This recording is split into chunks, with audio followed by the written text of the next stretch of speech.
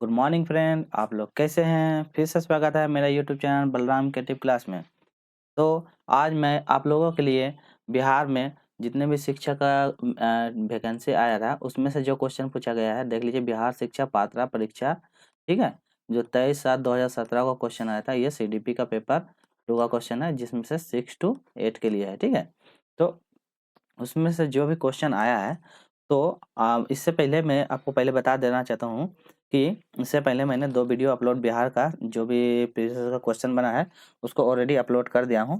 तो जो कोई भी नहीं देखे हैं तो वो वहाँ पे जाके सीडीपी वाला प्लेलिस्ट चैनल पे जाके वो देख सकते हैं, क्योंकि बिहार से जो भी पीवाईक्यू क्वेश्चन बनता है तो उसको मैं आपको प्रैक्टिस करवा रहा हूँ, ताकि आपको पता चले कि बाल विकास और शिक्षा शास्त्र, तो ये आपको बाल विकास और शिक्षा शास्त्र दोनों के लिए इम्पोर्टेंट है। जो कोई भी शिक्षा शास्त्र में, जैसे झारखंड में भी एग्जाम होने वाले हैं बीओ वाला, ठीक है, बीओ का ये ठीक है, शिक्षा प्रखंड अधिकारी का, तो उसमें शिक्षा शास्त्र क्वेश्चन आता है, तो ये भी उसके लिए इम्पोर्टेंट है। तो जो भी CTET Bihar TET, UP TET, STET जो भी तैयारी करते हैं, सीडीपी से क्वेश्चन बनता है 6 to 8 के लिए, यदि कर रहे हैं तो इसको जरूर देखिए। ऐसा नहीं कि बिहार का तो सिर्फ बिहार का स्टूडेंट, ऐसा नहीं है। आपको सीडीपी का क्वेश्चन जानना चाहिए, क्योंकि सीडीपी से आपको पता चलेगा कि हम कितना कर पा रहे हैं, ठीक है। तो चलिए ज़्यादा टाइम नहीं लेते हैं, आज का हम लोग पहला प्रश्न करते हैं, ठीक है। चलिए, तो आज का पहला हम लोग प्रश्न करते हैं, देखते हैं कि क्या है उसमें कुछ, ठीक है। चलिए इसको थोड़ा जूम कर दे रहे हैं। चलिए आज का पहला क्वेश्चन देखते हैं। पहला देखिए, लार्टिन लार्टिन आउटकम के लेखक शिक्षक के अधिकार के अनुसार, एक मिनट कलर चेंज कर दे रहे हैं, ठीक है, रुकिए। चलिए, आउटकम को लेकर शिक्षा अधिकारी अधिनियम में संशोधन का संबंध निम्न में से कौन सा कथन सही है, आपको बताना है, ठीक है। इसके अनुसार लार्टिन आउटकम के, इसके अनुसार बताना है कि कौन सा कथन सही है, ठीक है। चलिए देखते हैं। पहला ऑप्शन देखिए, इसको थोड़ा सा छोटा कर देते हैं, आपको आसानी से दिखेगा। चलिए, पहला ऑप्शन है सभी प्रारंभिक कक्षाओं के लिए कक्षा भर एवं विषयवार लर्निंग का आउटकम को तैयार करना। ऑप्शन भी है परिभाषित लर्निंग आउटकम को प्राप्त करने के लिए सीसीई को अमल में लाना। ऑप्शन नंबर सी है लर्निंग आउटकम की ओर की है कि आरटीसी अधिनियम में संशोधन करके 2017 में जोड़ना, या उपरोक्त दी। तो आपको बताना है उसके अनुसार शिक्षा का जो अधिकार अधिनियम है उसमें संशोधन करने के लिए कौन सा कथन सही है, ये बताया है। चलिए, तो इसका सही आंसर देख लीजिए क्या है, इसका ऑप्शन नंबर डी सभी हो जाएगा। क्या हो जाएगा? सभी हो जाएगा, उपरोक्त सही इसके लिए हो जाएगा, ठीक है।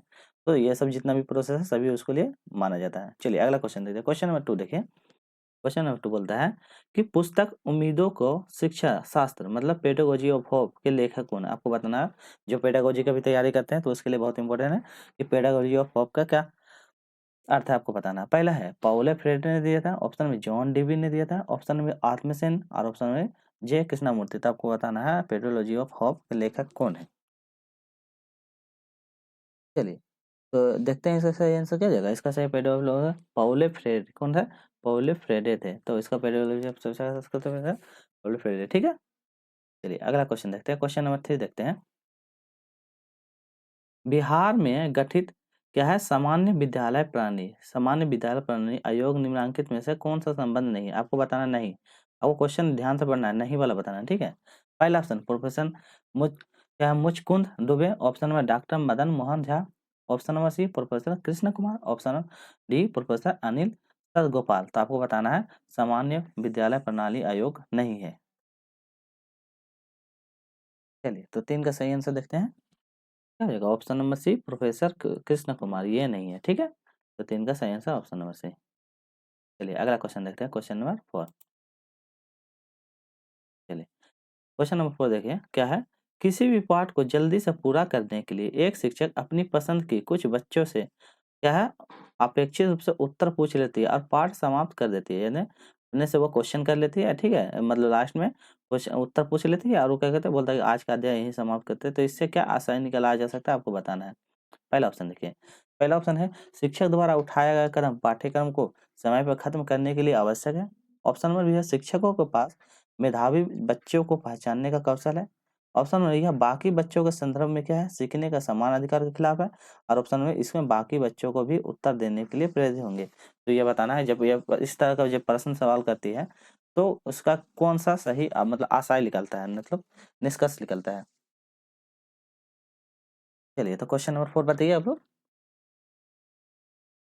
चलिए, तो इसका क्या हो जाएगा, ऑप्शन नंबर 4 का हो जाएगा सी, क्योंकि इसमें क्या था बच्चों को नकारात्मक प्रभाव, यदि इस तरह का यदि शिक्षा क्या करती है इस तरह करके निकल जाती है तो उसमें बच्चों को क्या है नकारात्मक प्रभाव पड़ता है, जिससे क्या बच्चे में नेगेटिव इफेक्ट पड़ता है, तो इस तरह का उसको नहीं करना चाहिए, ठीक है टीचर को।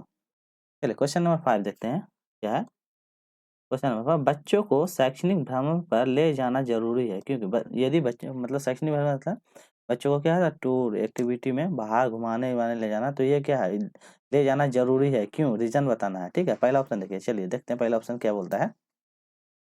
यह विद्यालय के वार्षिक कैलेंडर में लिखा हुआ है, ठीक। ऑप्शन में मिलता है यह इसमें सरकारी को धनराशि आवंटित होते हैं। ऑप्शन नंबर सी, इसमें क्या है बच्चों का अनुभव आधारित सीखने का सख्त होता है। और ऑप्शन नंबर डी, इसमें बच्चों का मन को तरोताजा करने का माध्यम है। तो आपको बताना है कि उसको भ्रमण में क्यों ले जाना चाहिए, चलिए बताइए। चलिए तो इसका सही आंसर क्या है, ऑप्शन नंबर सी हो जाएगा। क्या हो जाएगा, या बच्चों का अनुभव आधारित सीखने पे ले जाता है।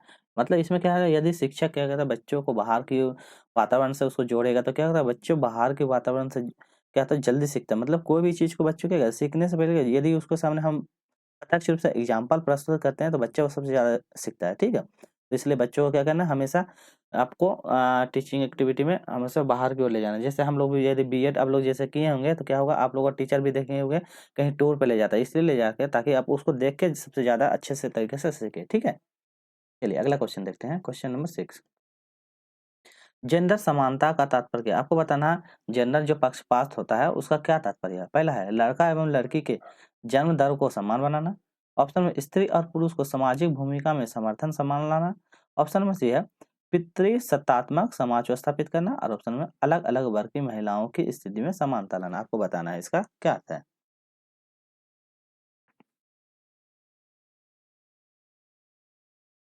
चलिए तो इसका सही आंसर देख लेते हैं, ऑप्शन नंबर बी क्या हो जाएगा। इसमें होता है स्त्री और सामाजिक भूमिका को समानता लाना, अर्थात मतलब स्त्री और पुरुष को क्या करना समाज में बराबर क्या करना बराबर दर्जा देना, ताकि स्त्री और महिला दोनों क्या है कंधा से कंधा मिलाकर देश की क्या बोलते हैं प्रगतिशील में योगदान दे, ठीक है ये इसका अर्थ होता है। चलिए क्वेश्चन नंबर 7 देखते हैं। निम्न में से कौन सा कथन सही नहीं है, आपको सही नहीं बताना है, ठीक है। पहला ऑप्शन दे सीखना प्रायः प्राक्षित रूप से व्यवहार के स्थायी परिवर्तन होता है। दूसरा मतलब क्या है परिपक्वता सीखने पर निर्भर करता है। ऑप्शन में सी है व्यवहार में क्षणिक परिवर्तन सीखने के दायरे में नहीं आता है। ऑप्शन में डी है अभिप्रेरण अधिगम के लिए एक पूर्व शर्त है। आपको बताना है कौन सा नहीं है। चलिए तो सही आंसर क्या है ऑप्शन नंबर बी हो जाएगा इसका। ये सही नहीं है। तो परिपक्वता क्या है सीखने पर निर्भर करता है, तो परिपक्वता सीखने पर निर्भर नहीं करता। परिपक्वता मैच्योरिटी जो होता है ये क्या था सीखने पर निर्भर करता है। ये हाइट वेट वेट आदि में परिवर्तन होने को दर्शाता है, ये सीखने को नहीं दिखाता है, ठीक है। चलिए अगला क्वेश्चन देखते हैं। वाइगेस्की से बहुत इंपॉर्टेंट, वाइगेस्की से बहुत ज्यादा क्वेश्चन आता है। लेव वाइगेस्की के अनुसार बताना है बच्चों जब कुछ नया सीख रहा होता है, मतलब जब बच्चे क्या होता है कुछ नया सीखने की कोशिश करता है उस दौरान सीख रहा रहता है, तो उसे क्या होता है हुनरमंद व्यक्ति मतलब हुनरमंद व्यक्ति के सहारे की आवश्यकता होती है। इससे क्या संज्ञा दी हुनरमंद मतलब क्या है आपको इसको बोलते हैं इंग्लिश में बोलते हैं scarf scare folding. Scare folding अलग अलग से क्या करना है उसको मदद करना, तो उसको बोलते हैं हुनरमंद व्यक्ति। मतलब ये उसको बारे में क्या होगा वो आपको मतलब वो व्यक्ति को उसके बारे में नॉलेज है, इसी को बोलते हैं स्कैफोल्डिंग मतलब एक्स्ट्रा सपोर्ट देना। तो वो प्रकार क्या कहलाता है। पहला आसन है विकास का निकट क्षेत्र निकट दृष्टि क्षेत्र। Option number scheme support. Option number scaffolding. Option number mentoring. तो आपको सही आंसर बताना है। यदि मेरे बातों को सुने तो आप सही आंसर कर दीजिएगा। चलिए आपको पहले ही बता देते क्या था ऑप्शन है स्कैट फॉलिंग। आपको पता है ना स्कैट फॉलिंग।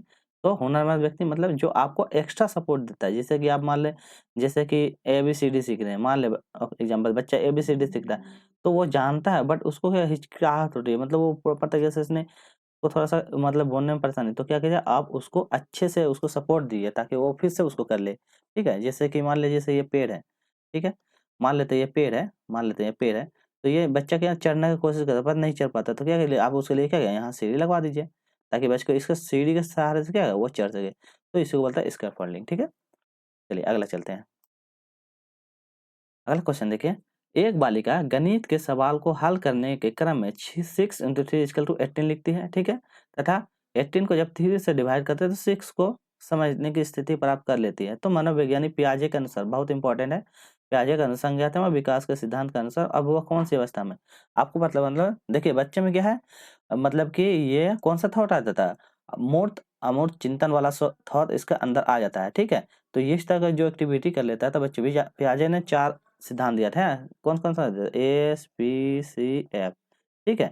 ये 4 सिद्धांत दिया था, आपको याद करने का तरीका बता दिया। पहला होता है पूर्व वाली अवस्था, इस तरह से 4 अवस्था दिए थे, ठीक है। मूर्त, अमूर्त, ठीक है, इस टाइप का। तो आपको बाद में एक्सप्लेन कर देंगे, अभी करवा दे रहे, प्रैक्टिस करवा रहे हैं, ठीक है। चलिए क्वेश्चन नंबर 9 देखिए, बताइए। तो 9 का आंसर आप लोग बताइए। तो आपको पहले ही बता दिए थे इसके आंसर, मूर्त प्रक्रियात्मक अवस्था, ठीक है। तो टोटल 4 अवस्थाएं दिए थे इंग्लिश में, ASPCF, ठीक है। तो ये सेंसरी मोटर स्किल, कंक्रीट, और एक होता है फॉर्मल मोटर, तो 4 स्किल होते हैं। तो ये मूर्त अवस्था है जिसमें से बच्चे क्या है, तर्क क्षमता करना सीख जाता है। और 11 प्लस जो रहता है वो मतलब कि सारा चीज एक्टिविटी सीख जाता है, मतलब निगात्मक आगात्मक जो विधि होते हैं 11 प्लस वाले बच्चे को होता है, ठीक है। तो ये सब अवस्थाएं होती है, 4 अवस्था। तो जरूर चीन प्याजे से अवस्थाएं भी आपको याद कर लीजिए। और यदि नहीं आ रहा है, मैं आपको ये सब सारा कंप्लीट सीडीपी करवाने वाला हूँ अपने चैनल पे, तो मेरे चैनल को लाइक से सब्सक्राइब जरूर कीजिएगा, आपको पूरा कंप्लीट करवा दूंगा, ठीक है। अगला क्वेश्चन देखिए, अपने बच्चों को खेलते हुए स्वयं के बातों करते देखा होगा, देखते हैं ना, कोई कोई बच्चा क्या होता है खेलने के दौरान क्या होता है, अपने में बात करता है, अपने अपने बोलते हैं, अपने अपने बात करता है, ठीक है। तो संज्ञानात्मक विकास के संदर्भ में आप इसे किस रूप में देखते हैं, आपको बताना है। संज्ञानात्मक विकास के दौरान आप इसे कौन सा रूप में देखते हैं, देखते हैं ना बच्चा अपने में बात करता है। तो पहला ऑप्शन देखिए, यह चिंतन के विकास में बाधक है, इसलिए इसे तुरंत रोकना चाहिए, पहला ऑप्शन, ठीक है।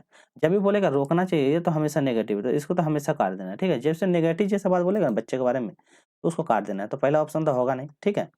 चलिए आउट देखते हैं, ऑप्शन नंबर बी और सी देख लेते हैं क्या बोलता है, ठीक है। एक मिनट, बस यहीं तक जूम हो रहा है। चलिए बी नंबर देखते हैं, यह बौद्धिक ह्रास का सूचक है, यह व्यक्तिगत वार्तालाप आंतरिक, एक मिनट इसको छोटा कर देना है, ठीक है, तब इसको जूम करेंगे, तब आपको अच्छा समझ में आएगा, ठीक है। चलिए यहीं इतना ही कर देते हैं। यह व्यक्तिगत वार्ताकलाप आंतरिक वार्ताकलाप में बदलता जाता है, जो चिंतन का विकास में सहायता करती है। ऑप्शन नंबर डी है, इसका बच्चों के संज्ञानात्मक विकास में क्या है, कोई संबंध नहीं है, आपको बताना है। तो पहला ऑप्शन तो कट गया है, तो आपको बताना है कि बच्चे जब अपने आप में खुद में बात करता है तो यह कौन से बौद्धिक से सूचकांक को दर्शाता है, ये क्वेश्चन है, ठीक है। चलिए क्वेश्चन नंबर 10 को बताइए। तो चलिए इसका सही आंसर हम क्या देख लेते हैं, ऑप्शन नंबर सी हो जाएगा कि व्यक्तिगत वार्ताकलाप आंतरिक वार्ताकलाप में बदलाव लाती है, जो चिंतन को विकास में सहायता करती है। देखिए थिंकिंग का दो दो प्रकार होता है, ठीक है, एक इनर स्पीच होता है, एक प्राइवेट इनर स्पीच होता है। तो वो थोड़ा सा बता दे रहे हैं कि देखिए इनर में क्या होता है ना, बच्चे खुद से, एक है प्राइवेट इनर स्पीच होता है जिसमें से बच्चे बोल के, ठीक है। एक प्राइवेट होता है और एक मतलब प्राइवेट इनर स्पीच होता है, एक आंतरिक इनर स्पीच होता है। तो दो प्रकार, एक आंतरिक होता है, ठीक है, आंतरिक, जिसमें से बच्चे एक बार मतलब खुद से बोल के बात करता है, और एक होता है मन में मन ही मन बात करना, तो वो होता है, ठीक है। तो प्राइवेट मतलब क्या होता है, मन ही मन बात करना, तो उसको बोलता है प्राइवेट एनर्जी। आंतरिक मतलब आप बात कर रहे हैं पर वो क्या बोल के बात कर रहे हैं, तो ये दो स्पीच होता है, ठीक है। चलिए अगला क्वेश्चन करते हैं। तो अगला देखिए, निम्न में से कौन सा विकल्प गॉर्डन द्वारा प्रतिपादित बहुबुद्धि सिद्धांत शामिल है, आपको बताना बहुबुद्धि का सिद्धांत कौन दिया है। चलिए पहला ऑप्शन दीजिए अस्थायिक बुद्धि, ऑप्शन नंबर 2 देखिए सांगीतिक बुद्धि, ऑप्शन नंबर अस्थिवादी बुद्धि, और ऑप्शन नंबर उपरोक्त में से आपको नीचे दिया हुआ ए बी सी डी। तो आपको बताना है कि गार्डन के द्वारा बहुबुद्धि सिद्धांत कौन सा शामिल है। गार्डन का सिद्धांत से बहुत क्वेश्चन आता है, तो उसको भी आप लोग जरूर कीजिएगा। चलिए तो इसका सही आंसर देखते हैं, ठीक है। 11 था ना, हाँ, तो 11 का सही आंसर बताइए आप लोग। चलिए तो इसका सही आंसर है ऑप्शन नंबर डी। डी में क्या है देखिए, पहला दूसरा तीसरा, पहला स्थायिक बुद्धि स्पेशल बुद्धि होता है, सांगीतिक बुद्धि होता है, और एक होता है क्या एक्सटर्नल बुद्धि, मतलब अस्थिवादी बुद्धि होता है, ठीक है। तो तीन स्थानिक बुद्धि जिसमें क्या था स्पेशल, मतलब इसमें स्थानिक का ज्ञान होता है, जैसे कि इंजीनियर वगैरह जो होता है, नाविक वगैरह होता है ना, स्थानिक बुद्धि। गणित संगीत बुद्धि क्या होता है, जिसमें से संगीतिक का बुद्धि, जैसे लता मंगेशकर, A R रहमान, तो उसको संगीतिक बुद्धि होता है, ठीक है। और एक्सटर्नल बुद्धि मतलब एक्स्ट्रा एक्टिविटी एक्साइटिंग, मतलब थिंकिंग वाली बुद्धि जो होते हैं, तो उस प्रकार की बुद्धि, ठीक है। चलिए अगला क्वेश्चन देखते हैं, क्वेश्चन नंबर 12। निम्न में से कौन सी प्राथमिक पुनः बलन, मतलब प्राइमरी रेनफॉल का उदाहरण है, आपको बताना है कौन सा। पहले बच्चों को शाबाशी देना, ऑप्शन में बच्चों को टॉफी देना, ऑप्शन में बच्चों को सर्वोच्च अंक प्राप्त करवाना, ऑप्शन नंबर डी बच्चों के द्वारा अच्छे कार्य करना, बहुत अच्छा कहना। तो आपको बताना है रेनफॉर्म, ठीक है, प्राथमिक पुनर्बल कौन सा है।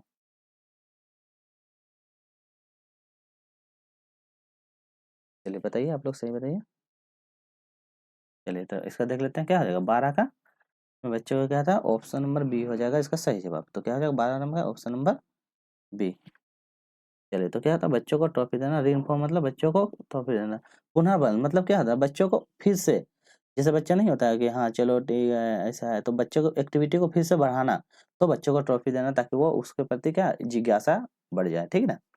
चलिए अगला हम क्वेश्चन नंबर 13 देखते हैं। कसौटी संदर्भ मूल्यांकन क्रिटिसिज्म रिफॉर्म इवैल्यूएशन से संबंधित आपको बताना है। पहला है ज्ञान के निरपेक्ष स्थिति में मूल्यांकन से, ऑप्शन है ज्ञान के सापेक्ष स्थिति में मूल्यांकन से, ऑप्शन नंबर सी ज्ञान के कसौटियों का मूल्यांकन, और ऑप्शन नंबर डी इनमें से कोई नहीं। आपको बताना है कसौटी समय मूल्यांकन, ठीक है। चलिए तो इसका सही आंसर देख लेते हैं क्या आता है 13 का बी। तो क्या होगा, ज्ञान के सापेक्षिक स्थिति के मूल्यांकन से, तो क्या हो जाएगा ऑप्शन नंबर बी। अर्थात इसमें क्या होता है ना, बयान का मतलब वास्तविक स्थिति, रियल जो स्थिति है तो उसको मतलब दर्शाना, तो इसी को बोलते हैं कसौटी संदर्भ मूल्यांकन, ठीक है। चलिए अगला नंबर क्वेश्चन नंबर सकते हैं। कोहलबाग द्वारा प्रतिपादित नैतिक विकास का सिद्धांत बहुत इंपॉर्टेंट है, और यह पूर्व प्रारंभिक स्तर में के अनुसार जब बच्चा नैतिक निर्णय लेता है तो उसका आधार होता है। आपको बताना है सही जवाब। पहले आंसर बताइए फिर आपको थोड़ा सा एक्सप्लेन कर देंगे। पहला ऑप्शन सामाजिक मापदंड, ऑप्शन अच्छा अच्छा बच्चा या बुरा बच्चा, ऑप्शन में संदर्भित या निर्धारित दंड का बचाव करना, और ऑप्शन में सामाजिक मूल्यांकन। तो आपको सही आंसर बताना है क्या है। देखिए इसमें थोड़ा पहले थोड़ा-सा आपको एक ताकि समझा देते हैं। देखिए नैतिक विकास का सिद्धांत कौन दिया था? कोहलबर्ग दिया था। इस इतना याद रखिएगा। देखिए इसमें क्या रहता है ना, कोहलबर्ग द्वारा एक ये कहता है जिसमें से मतलब क्या होता है, वो जब उसकी पत्नी बीमार रहती है तो उस समय बच्चों पे वो परीक्षण करता है, और उसमें से बताता है कि चोर क्या करता है, जब चोरी करता है तो बच्चों के द्वारा 2 निर्णय देता है कि यदि वो मतलब उसको बीमार रहती है और उसको दवाई का सबसे ज़रूरत रहता है, ठीक है? हिंज नाम का एक व्यक्ति रहता है, उसको दवा की बहुत ज़रूरत है, पर उसके पास पैसा नहीं रहता था और उसकी पत्नी हॉस्पिटल में एडमिट रहते, तो उस समय स्थिति उसका के साथ गंभीर स्थिति हो जाता है कि यदि वो अपने पत्नी को नहीं बताता, मतलब कि नहीं बचाता है, क्योंकि पैसा का मतलब कि क्या बोलते हैं, दवाई का मूल्य बहुत ज़्यादा रहता है, ठीक है? तो क्या करता है, उसके पास तो उतना पैसा नहीं रहता जिससे वो अपनी पत्नी को बचा सके। तो क्या करता है, वो उसके साथ बच्चे के लिए ये दुविधा प्रस्तुत करता है। तो बताता है कि यदि वह चोरी करता है तो उसको क्या पुलिस ले जाता है, और यदि वह चोरी नहीं करता है, दवाई को यदि नहीं चोरी करता है, तो क्या, क्योंकि उसके पास पैसा नहीं है तो उसके पास तो चोरी करने का एक ही ऑप्शन है, तो वो चोरी नहीं करता तो उसकी पत्नी मर जाता है। तो ये वाला सिद्धांत दिया है। तो इसमें से सिद्धांत के अनुसार बोलता है प्री कन्वर्शनल है, तो टोटल 3 सिद्धांत है, मतलब 3 सिद्धांत चरण का 2-2 करके रहता है सब में, ठीक है? तो उसका अनुसार बताना है कि नैतिक निर्णय कौन-सा आता है, आपको ये बताना है। चलिए। तो सही आंसर क्या हो जाएगा? अच्छा या बुरा बच्चा, माने इस ऑप्शन नंबर सी हो जाएगा, संभावित निर्धारित दंड से बचाव। तो आपको पता है ना, दंड से बचने के लिए ये वाला प्री कन्वर्सनल का इसका 2 स्तर बताया था, अच्छा बच्चा होना, गुड बॉय गुड गर्ल, तो उस टाइप का तो ये तो होगा नहीं, ठीक है? तो इसका 3 सिद्धांत चरण था, वो आपको बाद में वीडियो में एक्सप्लेन कर देंगे क्योंकि अभी बहुत टाइम लगेगा एक्सप्लेन करने में। तो चलिए आगे देखते हैं। चलिए अगला क्वेश्चन कर लेते हैं। क्वेश्चन नंबर 7, निम्न में से कौन-सा व्यक्तिगत मानसिक निःशक्तता का संबंधित नहीं है? आपको बताना है व्यक्तिगत मानसिक निःशक्तता से संबंधित नहीं है, नहीं करना है, ठीक है? पहला ऑप्शन है डाउन सिंड्रोम, ऑप्शन में श्वानलीनता, ऑप्शन में सिल्केस्टर एनीमिया, ऑप्शन में प्रमस्तिष्क आघात। आपको बताना है। चलिए तो इसका सही आंसर देखते हैं, क्या है? सिल्केनस एनीमिया। ये एक प्रकार का ये होता है मनोवैज्ञानिक ये होता है, एक्टिविटी होता है, तो ये नहीं संबंधित है, ठीक है? बाकी सब संबंधित है। चलिए क्वेश्चन नंबर 16 करते हैं। इसमें देखिए, और थोड़ा-सा इसको ज़ूम कर लेते हैं। चलिए क्वेश्चन नंबर 16 देखिए, 16 में क्या बोलता है?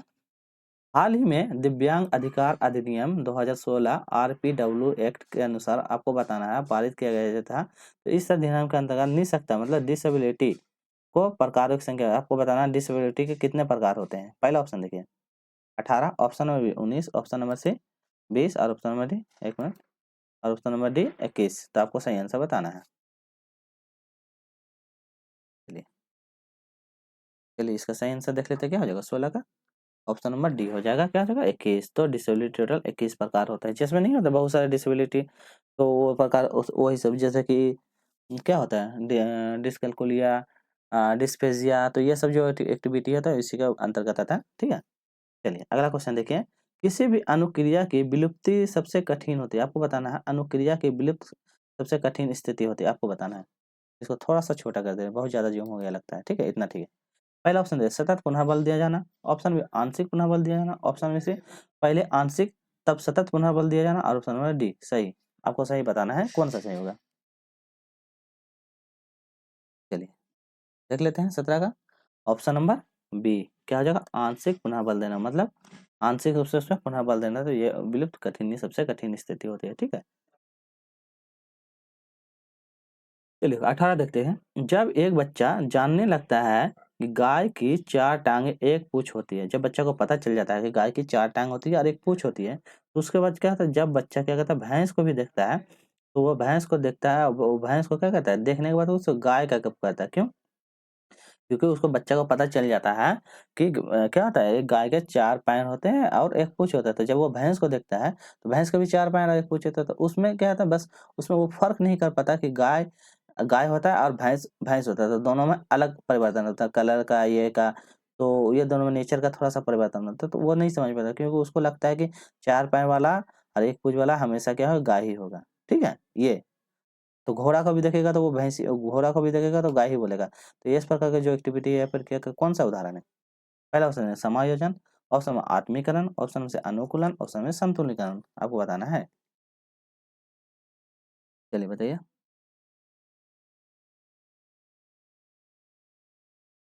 चलिए तो इसका सही आंसर देख लेते हैं, 18 का क्या हो जाएगा सही आंसर? इसका सही आंसर हो जाएगा ऑप्शन नंबर बी, क्या हो जाएगा, आत्मी सारण।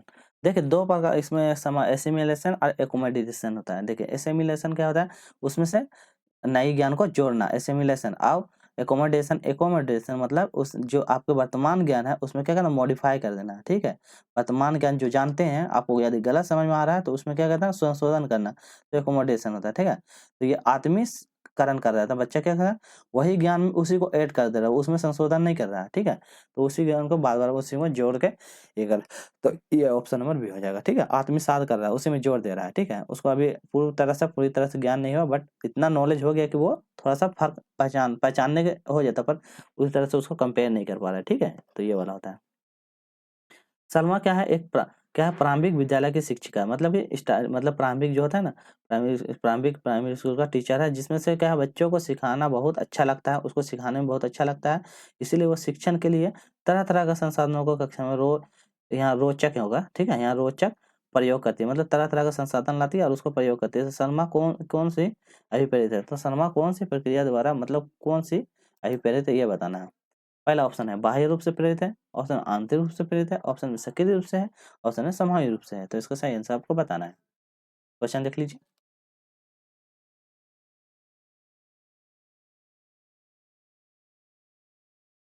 चलिए तो इसका सही आंसर देख लेते हैं। 19 का क्या हो जाएगा सही आंसर, ऑप्शन नंबर बी हो जाएगा। क्या हो जाएगा ऑप्शन नंबर बी, आंतरिक रूप से, अंदर से वो प्रेरित है। ठीक है, बाहर से नहीं होगा।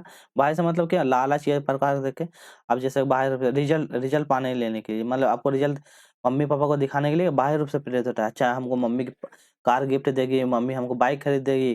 ठीक है, तो इस प्रकार मम्मी पापा हमको मोबाइल ले देगा, तो ये बाह्य रूप से होता है। आंतरिक रूप में खुद से अंदर से प्रेरणा, मतलब जैसे कि हम एग्जाम में क्या होगा, मतलब कि एग्जाम अच्छा करेंगे तो हमको अच्छा लगेगा, मतलब हम अपने करियर के लिए अच्छा ही तो खुद से जो अंदर से जो प्रेरणा आती है उसको आंतरिक से प्रेरणा कहती है। तो ये सब जो एक्टिविटी वो अंदर से अपने खुद से इच्छा को ये करने के लिए करती है। ठीक है, क्वेश्चन नंबर 20 देखते हैं।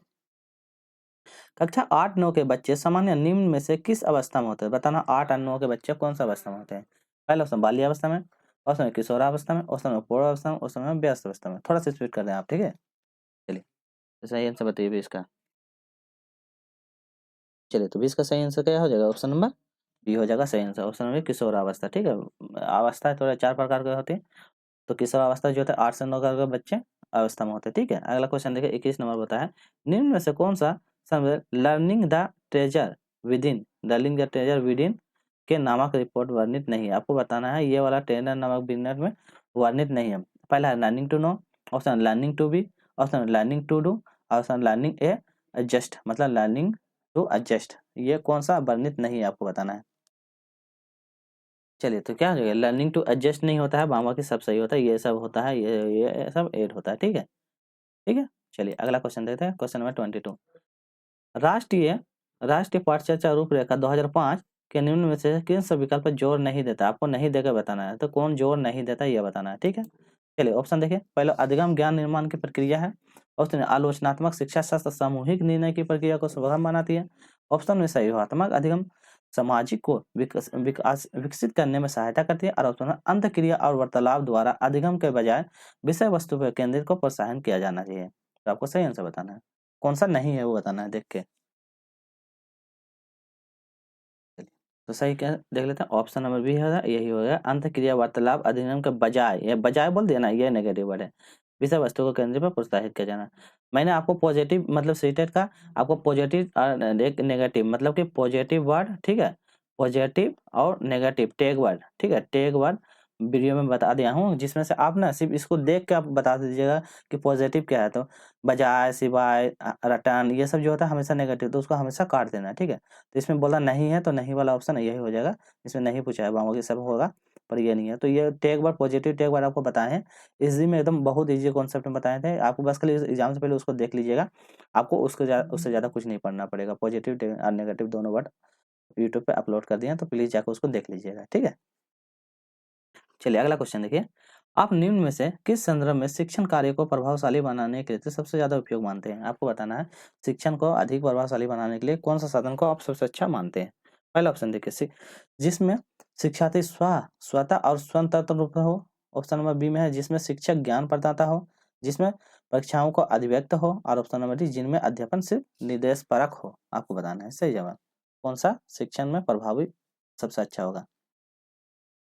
चलिए तो इसका सही आंसर देख लेते हैं, क्या हो जाएगा 23 का सही आंसर हो जाएगा ऑप्शन नंबर ए है। किसमें है? मतलब कि सबसे प्रभावशाली क्या होता है, बच्चा क्या होता है स्वयं से खोज करके स्वयं से ही अपनी एक्टिविटी करके सीखे, किसी का भरोसा ना रहे, वो स्वयं से एक्टिविटी करने पर वो सबसे अच्छा माना जाता है।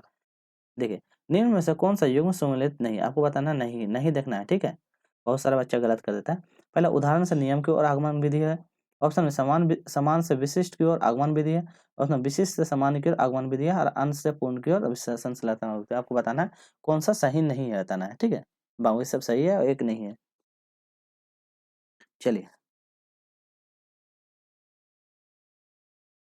तो क्या हो जाएगा ऑप्शन नंबर सी, कौन सा विशिष्ट से समान की ओर विधि। तो ये है ये नहीं है। बाकी देखिए उदाहरण से नियम की ओर जाएंगे आगमन तो होता ही है, समान से विशिष्ट की ओर होता है, पर विशिष्ट से सामान्य नहीं होता, वो उल्टा होता है। सामान्य पहले सामान्य होता है तब विशिष्ट होता है, जैसे इसमें दिया हुआ है सामान्य से विशिष्ट, तो ये नहीं होगा, ठीक है। बाकी सब सही हो जाएगा, ठीक है। चलिए अगला देख लेते हैं ऑप्शन नंबर 25। क्वेश्चन को ध्यान से पढ़िएगा। कक्षा में वास्तविक क्या है, सांसारिक समस्याओं से संबंध जटिलता परियोजना पर कार्य करते हुए अध्यापक व छात्र एक दूसरे से अनुभव पे परस्पर सीखते रहते हैं। तो उदाहरण कौन सा है, मतलब इसमें बताया है कि सांसारिक समस्याओं से जटिलता से क्या होता है, बच्चा एक दूसरे के क्या कहता है इंटरलिंक करके दोनों के आपसी संबंध बना के जो सीखते हैं। तो इसका कौन सा उदाहरण है, पहला ऑप्शन देख पारस्परिक कक्षा का, ऑप्शन में रचनात्मक कक्षा का, ऑप्शन में समस्या केंद्रित कक्षा का, ऑप्शन में अध्यापक केंद्रित कक्षा का। आपको बताना है। चलिए तो सही आंसर क्या है ऑप्शन नंबर बी रचनात्मक क्रिया होती है। आपको मैंने पॉजिटिव और नेगेटिव टेक वर्ड बता दिया था, जैसे अध्यापक केंद्रित नहीं होना था, ये सब मैंने बता दिया। पॉजिटिव समस्या केंद्रित होना, ये चीज क्या ये सब भी नहीं होना था, ये सब नहीं होना था। रचनात्मक बच्चों को क्या करना, हमेशा रचनात्मक एक्टिविटी करवाते जोड़ना, हमेशा नई नई नई क्रियाओं के साथ उसको एक्टिविटी करवाते रहना, ठीक है। तो मैंने ये सब पॉजिटिव नेगेटिव वर्ड बताया हूँ, तो उसको जरूर एक बार देख लीजिएगा वीडियो में। चलिए तुम्हारे 6 देखते हैं, क्या है सांस्कृतिकलाइजेशन समाज के शास्त्र सिद्धांत का प्रतिपादन। ये शिक्षा शास्त्र क्वेश्चन है, तो आपको बताना है। पहला ऑप्शन है योगेंद्र सिंह, ऑप्शन में एम एन श्रीनिवास, ऑप्शन में राधा कृष्णन, ऑप्शन में हिमायल दुखीम। आपको सही आंसर बताना है। चलिए तो देख लेते हैं 26 का आंसर, देखते हैं क्या हो जाएगा ऑप्शन नंबर बी हो जाएगा। तो क्या हो जाएगा एम एन, ये शिक्षा शास्त्र है। इस टाइप का क्वेश्चन को आपको याद ही करना पड़ेगा, इसका कोई उपाय नहीं है। एम एन श्रीवास, ठीक है, तो इसको याद करना पड़ेगा। अगला क्वेश्चन देखिए, एक विद्यालय में शिक्षा की गुणवत्ता का अति महत्वपूर्ण सूचक। आपको बताना शिक्षा की जो गुणवत्ता का कौन सा महत्वपूर्ण सूचक है। पहला है विद्या विद्यालय की बुनियादी सुविधा, ऑप्शन में शिक्षा की अधिगम सामग्री, ऑप्शन नंबर सी विद्यार्थी का उपलब्ध स्तर, और ऑप्शन नंबर डी कक्षा व्यवस्था। तो आपको सही आंसर बताना है। चलिए देख लेते हैं क्या है 27 का ऑप्शन नंबर सी हो जाएगा। तो विद्यार्थी के उपलब्धि स्तर, तो मतलब क्या उपलब्धि कर रही है, तो ये बहुत ज़्यादा इंपॉर्टेंट, मतलब कि स्कूल के दौरान बच्चे में क्या एक्टिविटी क्या हो रहा है, उसमें क्या बदलाव आ रहा है, बच्चा कितना अचीव कर रहा है, तो ये जो होता है सबसे ज़्यादा महत्वपूर्ण सूचक माना जाता है विद्यालय में, ठीक है, शिक्षा में। चलिए अगला क्वेश्चन देखते हैं 28। क्या है फॉर एवरी चाइल्ड तथा यूनाइट फॉर चिल्ड्रेन स्लोगन निम्न में से किस संस्था से? तो ये भी शिक्षा शास्त्र है। तो पहला ऑप्शन देखिए, रेड क्रॉस सोसाइटी से, option B UNESCO, option C UNICEF, option B society for children protection. तो ये जो है कौन सा सोसाइटी से, ये आपको बताना है। स्लोगन दिया गया है, किस में दिया गया है? चलिए, तो क्या है यूनिसेफ। यूनिसेफ जो होता है ये चाइल्ड बच्चों के लिए बनाया जाता है। तो ये उसमें बच्चों के मतलब कि बच्चों पर रिसर्च करता था, तो यूनिसेफ के द्वारा इसको भी संचालित किया जाता है। ठीक है, चलिए अगला देखिए, वयस्क व्यक्ति के शिक्षण प्रशिक्षण के सिद्धांत का एवं तरीका संबंधित। आपको बताना वयस्क व्यक्ति, ठीक है, जो अडल्ट व्यक्ति है उनके लिए शिक्षण शिक्षण संबंध का कौन सा सिद्धांत संबंधित है? पहला ऑप्शन है pedagogy, option number ontology, option number autology, option number psychology. सही बताइए क्या हो जाएगा इसका सही जवाब? ऑप्शन नंबर एंटोलॉजी, ये वयस्क के संबंधित। ठीक है, चलिए आज का अंतिम प्रश्न है, लास्ट क्वेश्चन देख लेते हैं 30 का क्या है। इसमें राष्ट्रीय पाठ्यक्रम रूपरेखा 2005 की तुलना में बिहार पाठ्यक्रम की रूपरेखा 2008 में निम्न में से किस प्रकार का विशिष्ट अध्ययन है? आपको बताना है इसका सही जवाब। दोनों का रेखा कंपेयर करके विशिष्ट अध्ययन। पहला ऑप्शन है विद्यालय पाठ्यचर्या का क्षेत्र में, ऑप्शन नंबर ग्रामीण शिक्षा के लिए पाठ्यचर्या, ऑप्शन नंबर सी व्यवस्था सुधार, और ऑप्शन नंबर सीखने का ज्ञान। तो इसका सही आंसर बताइए 30 का। चलिए, तो इस 30 का सही आंसर देख लेते क्या हो जाएगा। ऑप्शन नंबर बी हो जाएगा, ग्रामीण शिक्षा शास्त्र पाठ्यक्रम। ठीक है, ग्रामीण शिक्षा शास्त्र पाठ्यक्रम। आपको वीडियो कैसा लगा? ठीक है, आप वो वीडियो क्या करना, लाइक शेयर सब्सक्राइब करना। इसी तरह आपको अच्छा से अच्छा कंटेंट लाएंगे ताकि आपको सारा पीवाई की एग्जाम से पहले आप कर लीजिए, ताकि आपको पता चले। और अभी जो भी वर्तमान बीपीएससी 4.0 होने वाला है, तो इस टाइप का क्वेश्चन सीडीपी से क्वेश्चन रहेगा ही। और वर्तमान आगामी अभी स्टेट झारखंड में जेटेड जो होने वाला है, और झारखंड में अभी प्रखंड शिक्षा अधिकारी का भी वैकेंसी है, तो इसमें शिक्षा शास्त्र और सीडीपी का क्वेश्चन बहुत ज़्यादा इंपॉर्टेंट रोल करेगा, क्योंकि उससे क्वेश्चन रहेगा ही रहेगा। तो जिसको भी वो सबको प्रैक्टिस करना है, तो मैं अपना यूट्यूब चैनल पर ऑलरेडी सब सारा वीडियो धीरे धीरे करवा रहा हूँ। तो प्लीज़ इस चैनल पर जुड़िए, आपको अच्छा से अच्छा कंटेंट प्रोवाइड करेंगे। चलिए इतना ही आज का, फिर मिलते हैं नेक्स्ट वीडियो में। Take care, bye bye.